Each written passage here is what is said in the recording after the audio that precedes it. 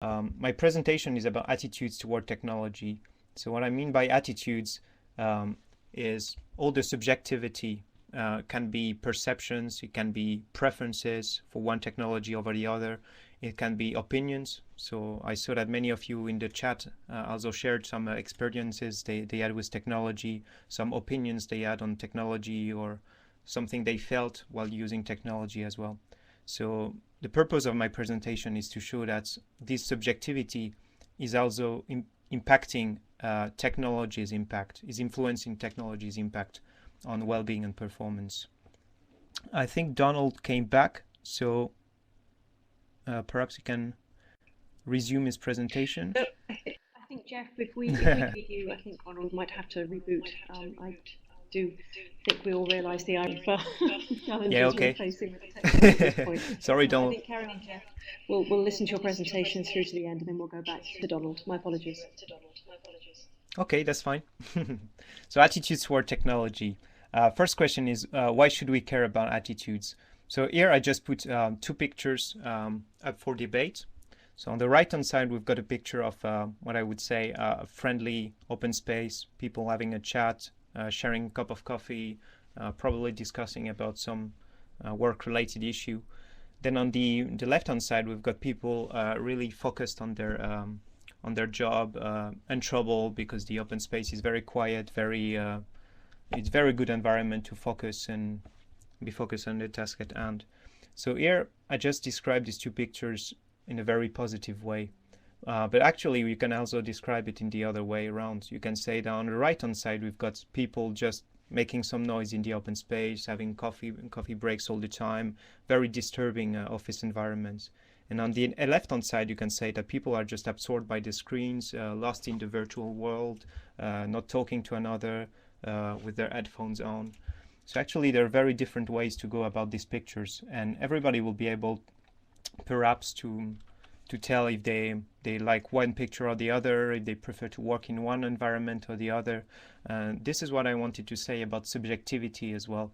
We have some preferences, and these preferences might have some impact on how we use the technology and how we react to other people using the technologies as well. So it's based on some subjective conceptions as well. So the first way attitudes could impact is that they can impact outcomes. So there was this great paper from Barley saying that email has become both a source and a symbol of stress. So what he means by this is that email undoubtedly has created stress in itself because of some intrinsic properties of email. It's easiness to send, it's easiness to send anytime, anywhere. As well. So Donald started to talk a bit about the interruptions on the BlackBerry. You can check your emails. So this has become so easy that email created stress in itself. Well, what Barley says is that email has also become a symbol of stress, sometimes even a scapegoat. So we blame emails for lots of problem in the modern workplace as well. So we tend to say that everything that's wrong with office politics go through email, people copying the whole company to get covered, these kind of things. So it has become a scapegoat, perhaps to a too great extent. Perhaps it's not as stressful as it seems. Well, the point I'm trying to make here is that if it's a scapegoat, then it creates fear and it creates stress in its own, because stress is something very subjective. You might have all the conditions gathered for some event to be stressful. If the individual doesn't appraise the situation to be stressful, doesn't recognize the situation to be stressful, then it won't be. And if you project some perceptions on email, for example, then you make email also more stressful to individuals. So this will be something I will be talking about later on when I present results from my study. So same for ICT interruptions. It can influence outcomes. So the interruptions coming from information communication technology, Donald started to talk a bit about this as well. So they fragment attention, they irritate, but on the same time, individuals who enjoy multitasking, who view these interruptions positively, are less affected by these interruptions as well. On the contrary, individuals, what we say, are monochromatic. They like to focus on a single task at hand. These people are much more troubled by ICT interruptions as well. So the idea behind this is that personality and individual variables view somebody might have on one technology also influence the impact. And we see this as well in the use of ICT outside or beyond working hours, the use of BlackBerry. Donald was going to speak about. He mentioned work-life conflict as being a big outcome of the use of BlackBerries and ICT outside working hours. This work-life conflict is actually less troublesome for individuals who have a positive view on this 24/7 availability. People who view this constant connectivity positively suffer less from it as well. So again, there's this idea that preferences, values, attitudes, perceptions, subjectivity can mitigate or increase some outcomes of technology. Now, another thing about attitudes is that they can influence use. So there is one theoretical model we use sometimes called the technology acceptance model. So it's a very simple model saying that the more we like technology, the more we use it. So the more I like email, the more I use email. It's combined into if you perceive email to be easy to use and useful, then I have more positive attitudes toward email and I'll use it more. So kind of makes sense if I say it like this, theoretically. So here are some media that individuals consider to be important for business, obviously email, internet, phones, smartphones. So if you view this different media as positively or as business critical, then the technology acceptance models say that you will tend to use them more as well. And what Donald was talking a bit as well about the autonomy paradox. Problem with ICT outside working hours is that many people also ask for this, ask to get a BlackBerry. They ask their boss to have this constant connectivity. They ask to be remotely available. There was this study by Diaz and colleagues saying that sometimes they feel more empowered, more satisfied, more productive, more professional. So these are all outcomes that are partly influenced by the way people perceive the technology. If you perceive the BlackBerry to be empowering, if you feel like a businessman or professional, if you're on holidays and sealing some big deal on your smartphone, then you might also have more positive outcomes out of these. But you also tend to use it more and ask for this remote connectivity. So this is another way attitudes can influence outcomes. And now my own study is about when attitudes clash with demands. So as you remember, technology acceptance model, the more you like a technology, the more you use it. But obviously in the modern workplace, you don't always have the choice of the technology you want to use. So sometimes your own preferences can clash with the preferences of somebody else or preferences of the organization. So here, for example, I've got a quote from interviews I made last year in a French organization. So one individual said, I limit my phone calls a lot. I never call. I don't like the phone. I don't know why. I don't like it, and I don't like it either when I'm called. So obviously this person doesn't like a phone. So according to a technology acceptance model, he will call people less, but it doesn't mean that he will be called less because other people might have different or even conflicting preferences. So this is a quote from another participant of my interviews, and he says the exact opposite. He says, I'm more of a phone person. I send an instant message with, hey, do you have a minute? And if they say yes, I call them straight away.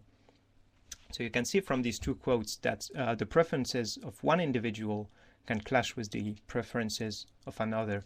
So if you don't like a technology, you use it less, fine, but it doesn't mean that other people around you will be using it less as well. So I will analyze in a couple of slides the impact of these conflicting preferences on well-being and performance. But another point first is that your own preferences can clash with demands from above, I would say, or the demands from HR, for example. So it was small debate last year we had in France. So for some organizations in some industries, some trade unions have negotiated that some individuals might be able to disconnect after working hours. So I used a lot the word some because it was a very specific situation. But here, when I read about these stories from a UK perspective, because I'm studying in the UK, The Guardian titled, "When the French clock off at 6 p.m., they really mean it," and "Relaxing in a French cafe and troubled by work emails." So there was this general perception that, oh, the evil email were banned in France. Nobody can send email beyond working hours. So there was this story. It was very surprising to see it from the UK perspective, or at least from the Guardian's perspective. So this is not really what happened, but I wanted to show you this example because there is an underlying debate we have in France between the right to disconnect versus the obligation to disconnect.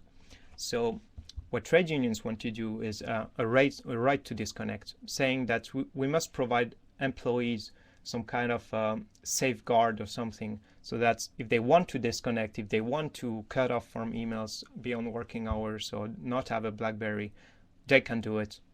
But as I was saying, sometimes it's difficult because if your other team members are using the BlackBerry, sending messages in your team, then you might feel left out as a result. So the question is, if there is a right to disconnect, will people use it? Is it any useful? Especially if some people are asking for this connectivity, then they might not use this right to disconnect. So there is the debate about should people to disconnect. Should we put an obligation to disconnect so people won't experience a work-life conflict because they won't be able to access this technology at home altogether? But then remember I said attitudes are important, perceptions are important. So if individuals perceive the BlackBerry to be something very powerful, very empowering, then they might feel very frustrated by this obligation as well, by these decisions imposed from bottom up. And there was some example 2 years ago as well with Yahoo and Hewlett-Packard deciding to ban telework, so saying that we value a lot face-to-face interaction, so people must go home, go back to the office, interact face-to-face. So obviously you can imagine if you're somebody loving to telework, that's my case. You see I'm in my home office here. So if my organization decide to ban telework, then I might be tempted to change organization, to change jobs, so increasing turnover intentions. So there is this idea as well that the preference also lead individuals to make career decisions as well. So this was another example of how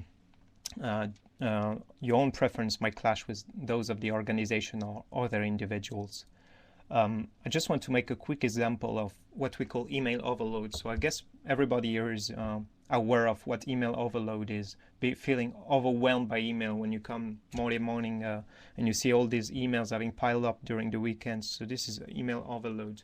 So this leads to loss of productivities, reduced task coordination, you're less able to focus as well on the primary tasks and when there is email pop-ups coming all the time.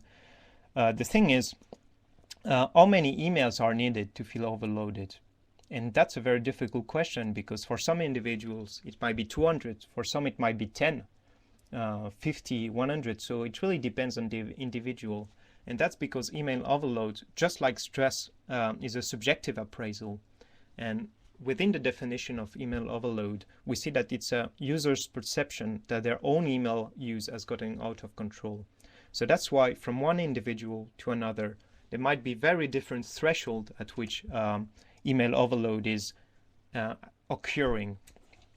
So one participant in my study, for example, said, I am not an email person very much, so I don't even like when there are a few of them. So this person might feel overloaded with just 10 emails maybe, whereas the next guy might be overloaded with 100. So that's the point I wanted to make with email overload. And actually email overload can be mitigated as well with a positive view towards email. So if you view email as a business critical tool, you see email as essential, then you will tend to feel less overloaded by email. Now, remember I said it's all about attitude, subjectivity, perceptions. So email overload is about having too much email. But you might imagine that some people hiding somewhere might also have too few emails. That's something I'm going to talk about in my study. So my study is about what I call a technology fit. So the fit between individuals and the technology. For example, a fit between your actual use of technology and your desired use of technology. to which extent do you use email versus to which extent would you like to use email.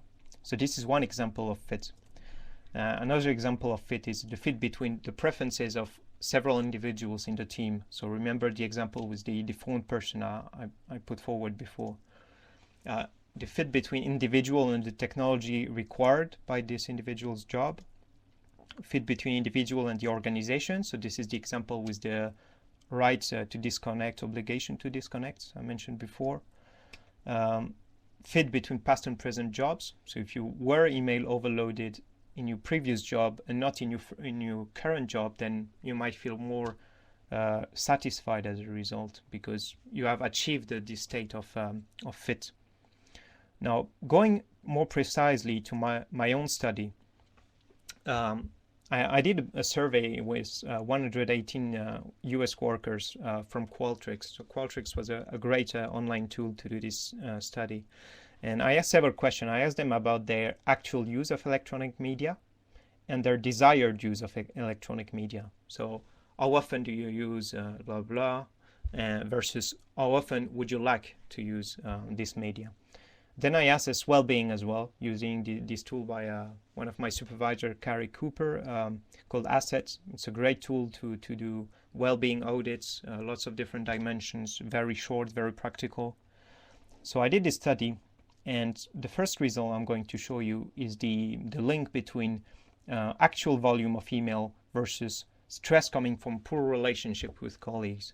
So as you see in the axis on the bottom here, we've got the amount of emails. On the 8 axis, we've got stress coming from poor relationship with colleagues.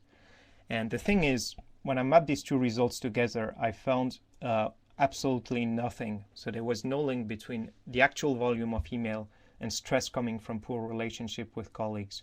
So I was not able to say the more email, the more stress, or the less email, the less stress, or these kind of things.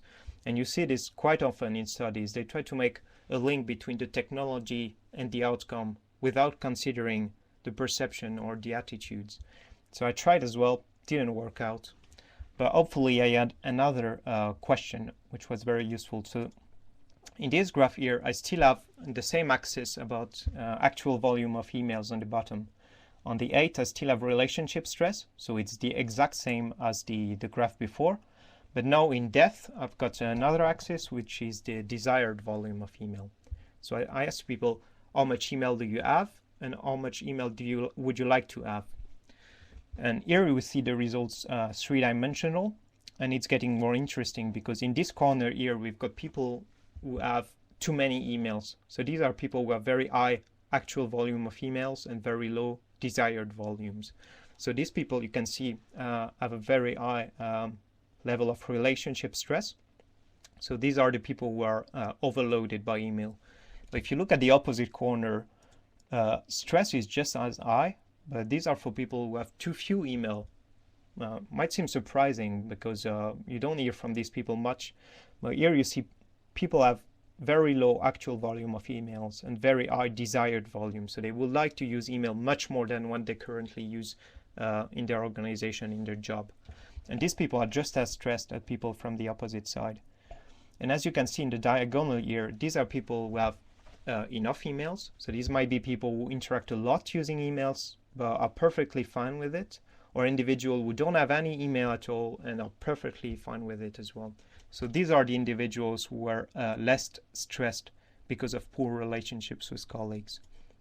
So you can see from this little study here, that's both too many and too few emails had impact on stress, and it really depended on individuals' perceptions on the matter as well. And stress was reduced when individuals were interacting the way they really wanted to. So just I want to finish with a couple of learnings and a little video to show you as well about this. First, I think it's about developing empathy, because I've got a quote here from one study. Somebody said, I've been using this technology for a very long time. They have become so natural that it is sometimes hard for me to realize that they might not be as natural to others. So other people might have different preferences for different media, and sometimes it's hard to spot. And I've never heard of anybody asking to one colleague, hey, which media do you like? Do you like me to contact you through the phone or email? I never ask anybody, I never heard anybody asking these kind of questions as well. So I think it's also about sharing your own preferences and adapting the medium to the person as well. So it's perfectly fine to ask people, which media do you prefer, which technology do you prefer, and then try to adapt your own use of the media so that you don't create misfit or you don't create stress for individuals. And on the same time, it's perfectly fine to share your own preferences. So if you hate the phone, just say straight out, listen, I don't really like the phone very much. Can you just come to my office? We have a chat face to face, or can you just drop me an email? So this dialogue, I think, is often forgotten in organizations, and we don't often share our own preferences or our own subjectivity around these things. And some individuals might have even bigger responsibility. For example, managers might act as a role model as well and might try to foster this kind of discussion around their subordinates. So this is one way to go about, I would say, from an individual level, sharing your preferences, asking for the preferences of others, and adapting your medium of choice as a consequence. Then another thing is changing perceptions. So you're probably aware, if you want to change the volume of emails or the volume of media, then that's very easy. You can just ban people, prevent them from using it, or introduce a new technology. And so adjusting the actual volume is something very easy. But adjusting the subjectivity requires different techniques. So there is one technique to adjust perceptions that has been tried in an organization. It has been called the no internal emails week or no emails after work week. So this is a fun and engaging experiment you can do in a small team or a small organization to make people change a bit the perception. So I just want to show you a small video with my supervisor, Skari, and then I talk about it a bit more. We have a number of rules. From noon today, all internal emails will be banned for the rest of the week. So you'll have to communicate eyeball to eyeball, face to face with all your colleagues. No texts, calls, emails, anything at all to do with work after hours. This should be a fun week. Let's try to get our life back. So for the next 5 days, internal emails are banned, and there's a curfew on working outside of the office. It's been a good atmosphere this week. People have talked to each other more. Actually, I've come in a couple of days and had no emails, no new emails. It has really helped me get to know my colleagues a lot more. I quite often will go on the internet just before I go to bed, whether it's on my phone or my laptop, and I think not doing that has meant that I've slept better this week. All the technology interference, the emails within the business, I think has overloaded people. And actually reducing that has produced, I think, really positive results in this work environment. Yeah, so this was the short video. So I wanted to show you this because this experiment, very engaging experiment by Carrie, has been reproduced in research as well with powerful outcomes on perceptions, because it's difficult to imagine what would be a workplace without emails. We say we want less emails, but what do we know about working without emails? So this is why some organization might introduce this day without email or alpha day or even week without internal emails. The purpose of which is to adjust perceptions. So if you work in this non-email week, then you know what it's like to work without emails. You know the advantages of it, but you also see what you're losing in the process. So your perceptions become more accurate as a result, because you see what you're missing and then you can adjust your perceptions accordingly. So this is one engaging experiment that can be done as well. So this was for my presentation. As you probably noticed, I just wanted to raise awareness about the importance of attitude and subjectivity in influencing technology's outcome. So thank you very much, and if you want to get in touch with me, you'll see all my contact details on my website. You can use any media you want. Yeah. Fantastic. Thank you very much indeed, Jeff. Fascinating. I had no idea that too few emails might cause stress. I think the points that you make around style of work, cultural side of things, as well as the perception of technology, ease of use, usefulness, very relevant, particularly I think in the context of a sort of 4th-generation workplace that we all work within. I'm just inviting really the audience to send any questions through that you may have, and then we will go back to Donald. Just want to pick up a couple of points while those questions come through for you, Jeff. I thought there was a very good comment by Richard that suggests that people should talk to each other as a way of finding out what their personal preference is. So Jeff, because of the sort of personal style, the perceptions, the cultural side of things, do you think that this means that organisations should provide a clear, simple framework for technology use to avoid conflict, stress, and other negative outcomes? Yeah, definitely. That could be a solution as well, or at least something that might help tackling these problems. If you provide frameworks or guides that encourage these sort of discussions or roundtables, or that might also encourage people to not impose their own views onto others, especially managers. This is something that can definitely have an impact on reducing the misfit technology might create. We've got a question that's just come through from Nikki. Jeff, could you tell me what the term is for needing to get rid of emails dealing with them? Something like zero inbox.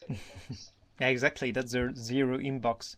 But it can be a tricky thing because if you want to really delete all the emails as they come or sort them in different categories, it can be troublesome as well, because one study showed that the more email folders you have, the more email overloaded you might feel, because then might be difficult as well to retrieve all the information you need.